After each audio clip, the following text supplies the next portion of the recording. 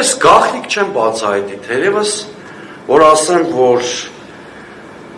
մեր կուսակցությունը դերևս շաբաթներ, ամիսներ առաջ ավելի շուտ հայտարարել է, որ մենք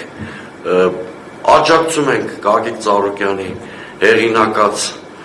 առաջարկ Հայաստանին նախագիծ կոնցեպտին։ Հիմա դերևս ձևաչափային որևէ քննարկումներ չկան, մենք հրապարակավ հայտնել ենք մեր դիրքորոշումը, կսպասենք առաջարկի, շատ ակտիվ կմասնակցենք քննարկումների, մեր կուսակցությունը հաջորդ շաբաթվանից սկսած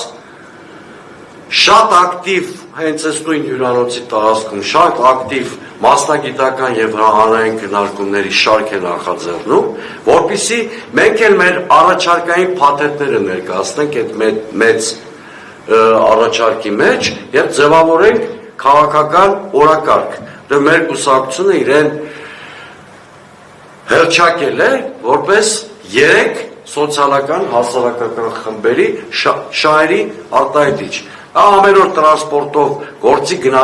գնացող եւ եկող մարդիկ են, դա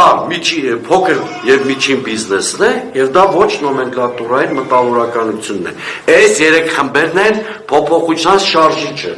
Այս 3 խմբերը ինչպես կերեկվել են